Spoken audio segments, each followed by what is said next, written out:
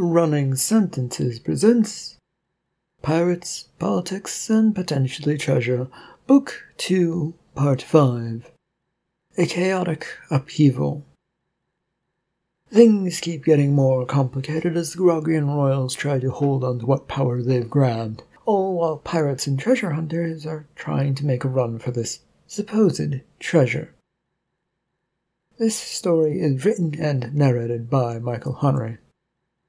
It is a work of fiction. Any names, characters, businesses, and situations within this story are products of the author's imagination. Any resemblance to real people, situations, characters, businesses, events, and/or fictional businesses, characters, events, and so on is purely coincidental.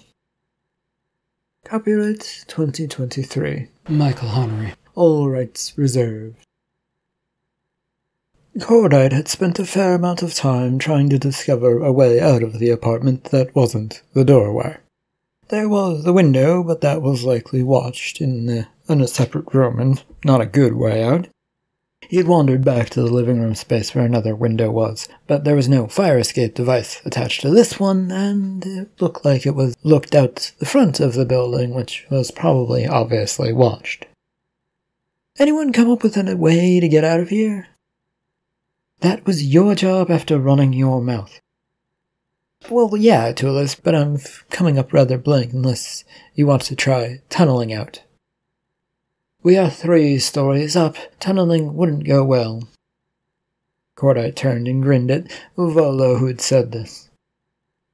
It might not go well, but it would be interesting to see what is above, below, or to the side of us if we just tunnel in any of those directions, even as a distraction. And you have the tools to do such a thing? He looked at Francis, who pulled out a small wallet-like device from his pocket and flashed it towards Volo. This will only work in one direction. Choose wisely. And what is that? The device had been tossed over to Nero, who caught it, but fumbled with it for a second. A knocker. Small explosive able to punch a hole into things, generally only carried about in an emergency by all pirates, probably military as well, to escape. What happened to yours, Cordite? Francis looked over to Cordite, who was still grinning cheekily. Carrying it aboard the ship with the president seemed like it was asking for trouble, so it's hidden away with the luggage I brought. You didn't bring much luggage, if I remember. Also true, Tulis. I did have one, though, and at some point I just don't know where it went. At this moment. There were more than a few dubious looks at him as he went over and took the explosive from Nero, who was eyeing it rather nervously.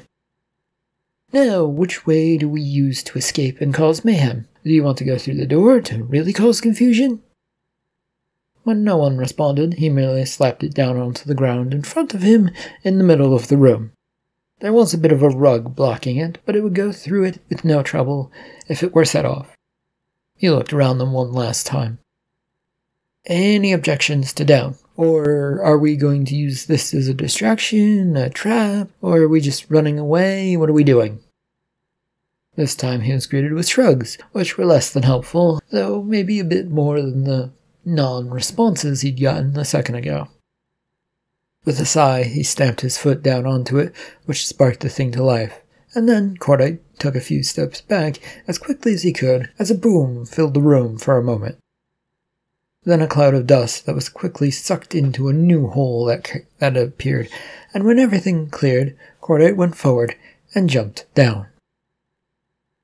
Having a nice, quiet hotel room in the largest hotel in the city, Utility was sitting in the dining area of his hotel room. It was quiet and nice as he sipped an insipid drink that failed to have much taste at all. He was staring out the window at the fading sunlight that blasted its way through. "Guard!" One of his soldiers came forward with a bow. "Sir, is there something the matter?"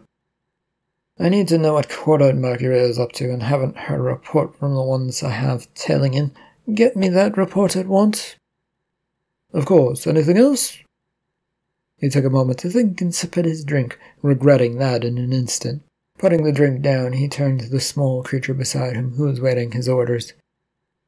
Find any of the remaining party who might have made up the elected politicians if you don't mind. I'd like to talk to them if we get a chance. That might be hard, sir. It might put negotiations in a spot where we cannot complete them. I don't think it will cause that many problems. Besides, if we don't understand what issues are arising here, we can't help the new government take power. So, get to it. The soldier took another bow and backed away, as one of his other assistants came up holding a bunch of paperwork. Contracts that need to be signed. And what do these ones cover, and why is the galaxy so useless without me signing a bunch of papers? These ones cover the budget and its far-reaching costs, as well as certain expeditions. Utility groaned at that. Fine, and the research team, have they turned up anything new? Old tales about pirates and treasure, no new news on that front. Oh, well, that's a pity. I was hoping to give one of our prisoners a reason to think they'd found something. A sense of achievement would help propel their memories forward. Make sure the books get updated with the proper information that they've found. He rose from his chair as the clerk gave a deep bow. I think I shall go out and see the aliens of this planet. I need to make sure that I know the people. No one dared object to him as he was already headed towards the door. With the ship closing in on its destination, Lion did his best to stay away from his room. The trio had stopped listening to him after a while, even though they talked to the alien who held those supposed secrets that had been revealed to only one of them before. He also hadn't been allowed in on any of the conversations to refute what was being said, so he spent his time wandering the hallways of this cruise ship, up and down as the looming space station, a checkpoint for the stop to the Grogian home planet, quickly was approaching. He debated with himself about what he wanted to do next. There was a chance a new ship would be departing soon for where the treasure might be, but he could also see the cruiser GCS Bruiser parked not far off from the station. That meant Cordite and the others might be around, probably were, and as the ship slowed and was greeted by tugs, he began taking her into her landing spot. Welcome to the Grogian Empire port to the planet Grogian. Unloading will be done at deck 4 and 5. Please proceed there immediately. If you are going treasure hunting, you will need to register with the Grogian Empire on the 3rd floor of the space station. All other passengers go directly to border control. Frowning at this, and figuring that the choice was pretty much made up for him, Lion began moving towards the nearest exit as the ship fully docked and locked into place. There was little chance of getting through a registration for treasure hunting quickly. He decided to settle in on finding his friends. The clang of footsteps awoke Keeper from his slumber and left him shaking his head. When he was able to see and understand what was going on, he found himself He found Demon banging on the glass of his cell walls, and that looked out onto the hallway. What he thought he'd heard turned out to be false, and he grimaced at the sight. In part because Demon was holding up what looked to be an old book, and that meant he might have found something, but why bring it to him? At first he had thought it was just Demon banging his hands against the wall, but no, it was a book. What do you want, other than to bother me? I want to know if you know the name of someone. I can't answer the question without further information, Demon. There was another slap of the book against the glass, as it was held there and be able to read the title. He could now make it out a bit of it, The Diary of Someone, but it was all in a faded gold ink that didn't really read well in this light. What do I care about the diary of somebody? Of a nobody, potentially? It isn't nobody. Then explain who it is. Enough with the damned mystery. The title of the book isn't readable. The book was withdrawn and opened. Ahem. The work and lives of Xavier Zoll Victor, former space scavenger and survivalist. Oh, you think because we have the same name that we know each other? So what? Ignoring Keeper, Demon carried on reading. This is the last words of a dying officer of the Black Fleet, and is designed for the family Zul. The itching feeling on the back of Keeper's mind told him that he should know something about this. His mind said the Black Fleet was a familiar term to him, and he couldn't quite place it just yet. There was also the fact that this book was aboard this ship, a galactic one. If it had only been designed for his former family to see, why was it here? Had it been published? What was going on? Well, that sounds vague, Demon. It tells us what we need to know and who we need to find. With a roll of his eyes, Keeper could only shake his head. Who do we need to find, then? The old person of the gate, a keeper of sorts, a traveler by the name of Carlos Bart. To this, that name actually did ring a bell, since Keeper had known that one personally. The face, though, in his memory was quite faded and out of focus when he tried to think too much on it. Well, what is he supposed to do? Let us into this treasure planet? Maybe, I don't know. This is the first time I've ever come across any of this as I'm doing my research. And you didn't question any of it? And why are you doing research? I had no time to question things. I needed answers to stay alive, and so do you. Well, the old man, Bart, is familiar to me, and I know he travels space a lot and likes to come to this area, but that's about all I know. Demon practically gave up a small leap of joy while trying to maintain his composure, but that didn't get past Keeper, who saw the little jump. The great treasure might be ours, then. If he's still alive. Is he? Is he? Now both jumped and swirled to see the hologram of President Utility standing not far off in the shadows. I can find him if you give me his full name. The streaks of fear and distrust ran through Keeper as he tried to think. There was no way he could or should tell the President anything, not if he wanted to be taken seriously, and that Utility's threats meant nothing to him. Carlos Bart is one of his monikers. Well, thank you, Mr. Demon. Mr. Keeper, do you have anything to add to this, or do you prefer to keep quiet? Or do you prefer deep space being thrown out? Deep space for me. As you wish, guards. In a rush, 2 guards came bounding down the hallway and got the cell door open. Keeper didn't have a chance to say anything before he was dragged out of the area. The debris had fallen into an empty apartment below, which Cordite had followed it down and was thankful for. He didn't want to mess up someone's day, and since he hadn't in this place, he took a look around. There was only a few minutes more before it would all come crashing down, so he had to be quick, and without weapons, that made things super complicated. Coming down, he moved a step or two away as Tulis dropped down, her clothes slightly ruffling as she dropped. Her landing was an easy one, and that left her crouched and ready for anything, except for his hand, which he offered to help her up. A moment later, she was staring at it, wondering what he was doing. Thanks, I don't need it. Feeling a little flustered by the sudden rejection, he moved to a nearby doorway to a room, as some of the others began to leap down. The room he found was also empty, but provided a window that looked attached to the fire escape. There's a way out over here if anyone wants to take it. There was the sound of heavy footsteps above, and nearby at the door, as banging against it commenced. Cordite turned to see that Nero and Volo had come down, but no one else had.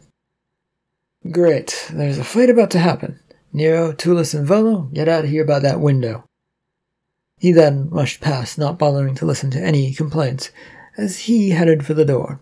Grabbing a hold of the door handle, he wasn't sure if he should try and hold it closed or to burst the door open. The smart play would be to wait for the forces to come through, but with the escapees trying to escape, that might not work. And so he opened the door, throwing it wide open, and he went out into the hallway. 2 soldiers with heavy guns, both pointed in his direction, greeted him just as he'd exited. One of them with their fist up ready to bang against the door again, and jumped back in surprise when he saw him. Cordite would stare at them for a second, trying to look surprised by their appearance. "Oh my God, what was that noise?" "Halt, who are you?"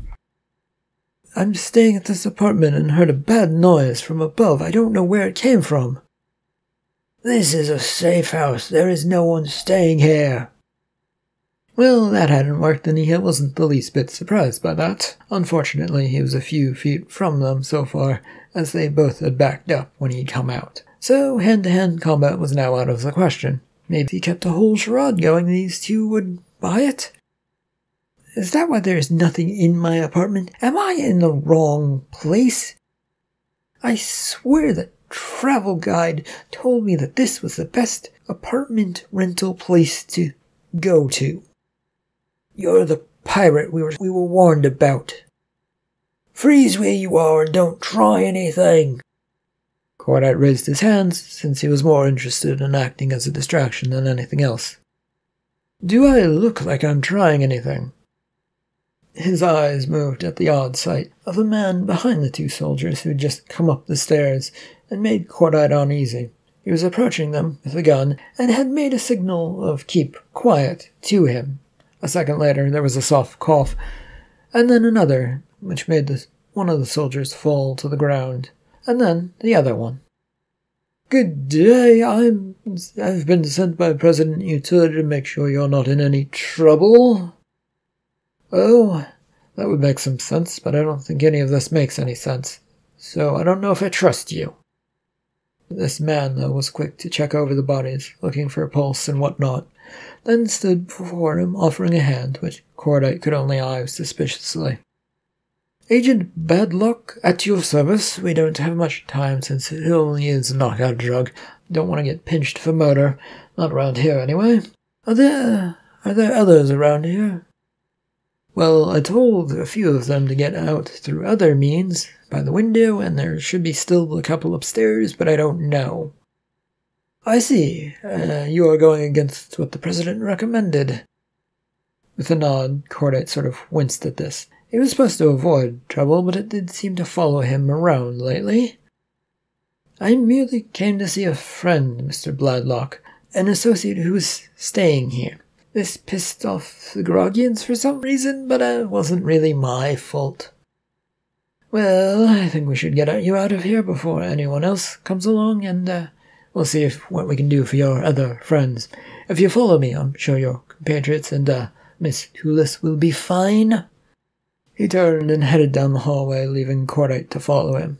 A glance at the 2 figures gave him no confidence that they would remain out, wouldn't do anything. He looked back through the open doorway, just to be sure, and since no one appeared to be inside of the apartment, to his relief, he started to move. But this also worried him. Who knew where those 3 were going to end up, and if safety could be found by them? Wasting no more time, Cordite now fully moved after this Bladlock figure. Still staring at the robotic human creature, Ophelia's questions had mostly run into a wall. The problem was this creature answered questions vaguely for the most part, and it was getting tiresome trying to think of ways to get further answers. "Were you part of the original pirates that came here?" She was sure she had already asked this question, but the need to make sure it was out there was too strong for her. With a glare, she stared at the figure, which came down to her level once again, so that they were face to face, even though the face was quite a bit larger than hers by about 3 times. "Once a pirate, always one." "When did you get here, and how did you get stuck?" "Long time ago. The past is the past, and here I am." "Those assholes said you would give me some answers." "And I have answered you." With this going nowhere fast, she turned to the door with the hopes that maybe someone out there could actually answer a few of her questions. However, upon turning to the door, she found herself confronted by the face, blocking it. "Mr. Bardot, why will you not let me leave?" You remember my name, good. I have some questions for you now that your questions are done, and I need you to be exact with your answers. She scowled at the figurehead with annoyance. It wanted good answers, but would not provide them. Ha! No can do. She was not going to do that. What's your questions, great one? You said more are headed this way. Who? Collectors, hunters, pirates. Who specifically? That is the best I can do at this time. I'm not in communication with the groups on the outside of this weird space. I know a few of them, but I have no idea who is actually coming here. You want the treasure? That caught her off guard, since she'd been trying to come up with another answer to brush off the next question, and she was sure she'd asked about the treasure originally and probably hadn't given a great answer. A pause followed by her carefully looking at this rusted creature. With more than a superficial glance, she realized this thing might actually be dying based on its appearances. There was rust covering all of it, and its movements were very jerky and connected every wire everywhere. Do you happen to know where the treasure is? I have a roundabout idea, yes, but I need promises. To get out of here and to cut off the profits if the stuff is found, no doubt. The head clanked as it shook yes. Well, I could make a deal with you, but what about those outside of here? Those pirates or sailors might not go along with it. They can rot here. I want out. She nodded that this was okay with her, while trying to figure out how that might actually happen. This machine was giant, and seemed it was almost connected to the building itself. Would moving it kill it? Could she get answers before they moved it? Probably not, and that black cage pirate seemed to rather be on top of everything. Well, let me go talk to the others about that, then, okay? Out on the streets of the city, Lion did his best not to stumble or bumble his way into anyone. He was almost the largest creature here, and it was also crowded near the landing pad, with lots coming and going. The only thing he had going for him was that the ground was nice to walk on since it was soft and rug-like. A hand clapped against his arm, which made him look over, as he tried not to react too much to someone grabbing at him. You look lost, buddy. I'm looking for some friends of mine. In this mess, do you know where they might be? Why are you asking? Sorry, I'm a driver, taxi person who takes all sorts around town. I know most of this planet and its hiding holes like the back of my hand, and I think that's the story I heard when somebody told me. Anyway, you get what I mean. A giant planet consisting mostly of one city, and you know most of it? Yeah, it's a pretty good bit of it. My name is Taxi, by the way, and I get around a lot. Where might they be? Near President Utility, if you know where he is staying.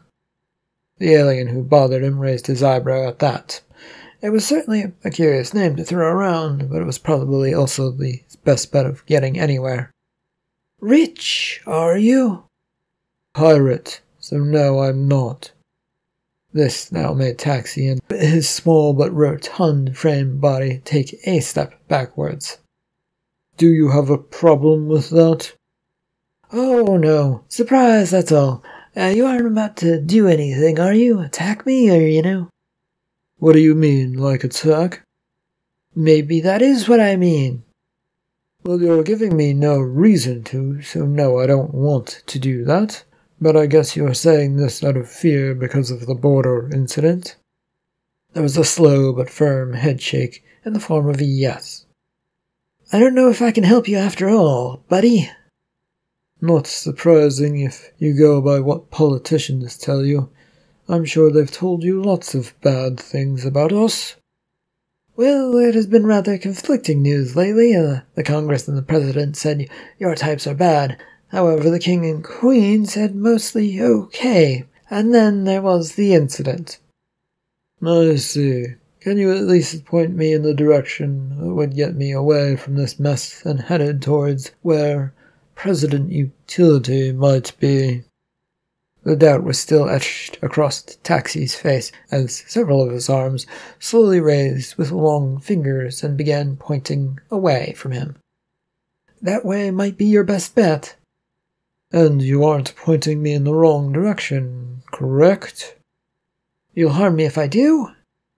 I'm not sure I would ever be able to find you in this mess again, so you'd be free, but if I ever did... Taxi, however, had managed to disappear back into the crowd, melting away amongst the mass of aliens. With a grimace and a sigh, Lion set off in the direction pointed. Francis opened the door to the apartment after there was a lot of banging on the door. Behind him was Doc Mott as the rest of the group had decided to flee through the newly opened hole. The door would open, with a bit of it being stuck and jammed in, as in came 3 soldiers led by the captain from before, their laser pistols all at the ready. "It's the damnedest thing, the floor that fell out from underneath a group of our friends." The captain ignored Francis and went straight over to the hole, peering down upon it for any signs of life, while the other 2 pointed their guns at Mott and Francis. "Do you expect me to believe that lie?" "It's what happened, sir." "Then why aren't they, those other group members, right there looking stunned and surprised?" Unable to move and with their hands up, they said nothing further until Captain Block looked over to them. "Oh, yes, fine, you can come over and look, but it would be rather pointless to do so." Allowed to move, they made their way to the hole and looked down. Sure enough, there were debris and a faint noise of what sounded like conversation coming up from it, but little else. "I see, nothing there as you said. Whatever will you do?" "You could tell me the truth, pirate." The captain turned towards them with a flash and threw their fist towards Francis, who was the closest to him. It met air as it was dodged by the pirate, taking a few steps back and carefully looking over the grog inn. "Why are you attacking us? We've done nothing." "Why aren't you telling me what I want to know? When I don't get what I want, I get to torture and destroy things. Think carefully about how you answer me." "Even if we know nothing?" Block merely glared at them for a moment before making a signal to the 2 soldiers, who began moving towards these 2 pirates carefully.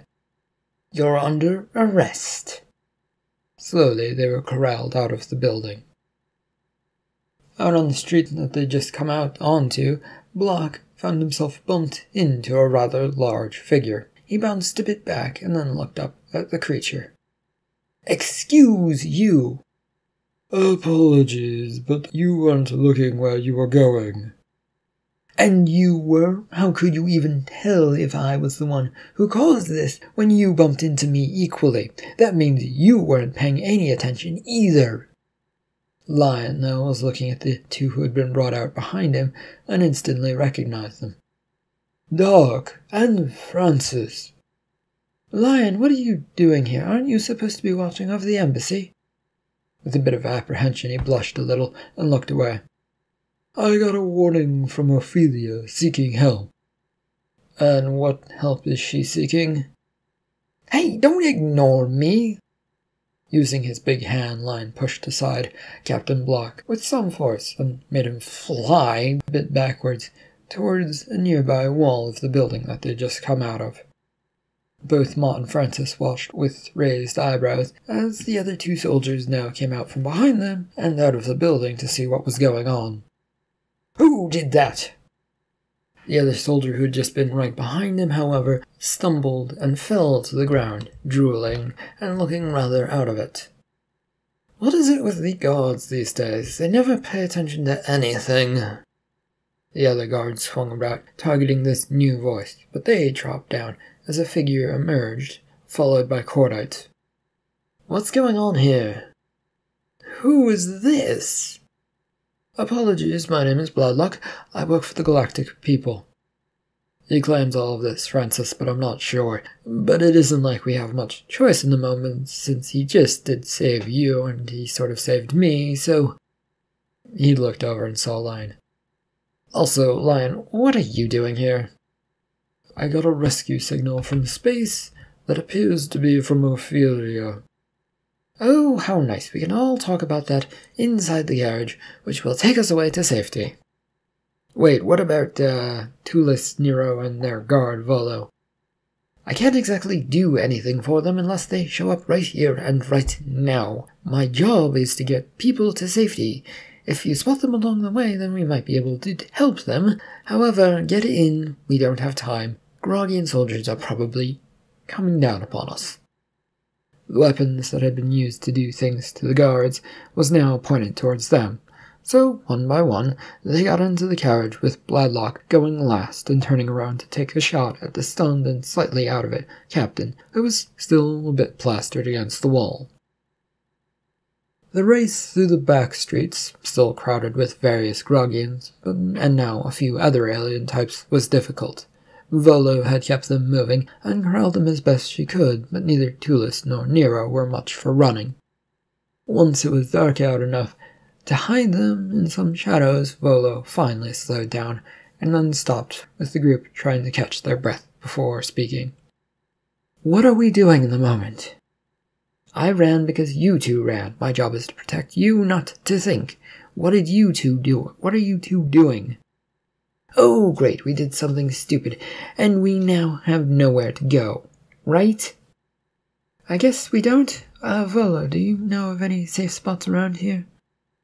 The guard stepped out of the shadows, unsure of herself and trying to gather her bearings and where she was.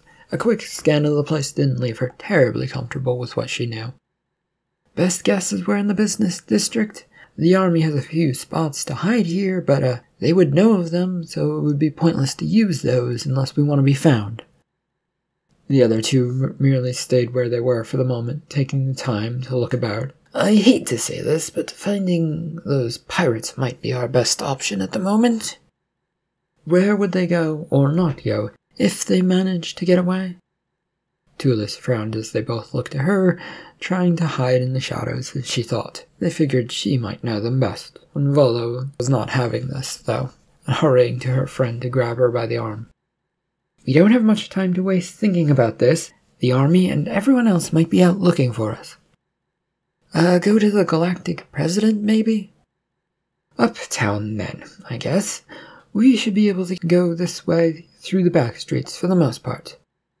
How safe is that option, Volo? I don't really know, but there is a chance it could be right or wrong. Do you wish to wait here and see what happens to you here, though? There was a shake of Nero's head now, and so they set off in the direction that Volo had pointed to. A bit slower this time, so not to exhaust themselves. Much of the crew from the Flying Squirrel sat on the platform surrounding the ship, watching what was going on.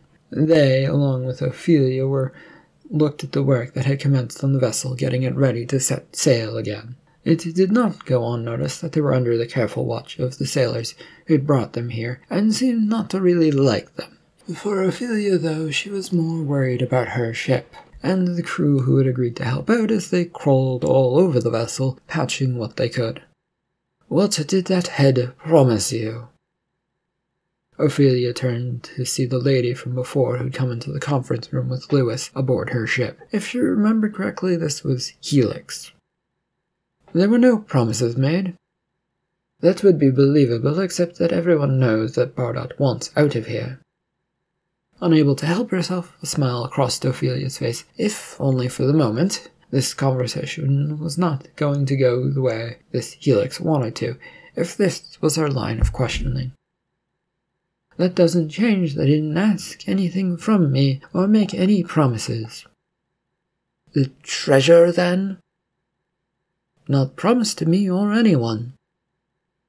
There was a sound of a snicker. Maybe it was a laugh, which made Ophelia look over at this alien feminine figure, their hands covering their mouth to fight back some laughter. That's not possible. It's all he has these days. You've tried to help him, then, to find that treasure and escape from here? See, he did make you an offer. No, he said those were his goals, not that he could promise them to me or my crew. Helix shook her head now and took a few steps away. Don't trust him. He's never led anyone anywhere, and it's why he's falling apart. Too many trips to the border where he gets thrown about, thrown back. Each time, less and less of him returns. That sent a shiver down Ophelia's spine. Then what you're saying is there's no way out of here? That may in fact be the case. I cannot say for sure. There was a silence as both went back to doing what they were doing originally. President Utility had stepped out of his carriage, which had stopped in front of what he was informed of was a famous shop of some sort. It was, because of the late hour, already closed. That, however, did not stop the milling about of various Grogians who were off to somewhere, work, or somewhere else. He couldn't tell. Utilities guards had cleared a path so that he could stand and walk about a bit and take in the smells of the rotten city and everything else that it had to offer. It didn't take him long to spot a few rushing figures towards this way, and the guards instantly stopped in their way to prevent them from getting any closer. They, however, didn't seem to notice this and ran right into the guards, and came to a tumbling stop, with the utility recognizing at least two of the faces. "Well, hello, what are you doing here? Staying out of trouble, I hope?" There was no response as Nero, Volo, and Tullus collected themselves as they got ready to move on, without recognizing that Utility had spoken to them.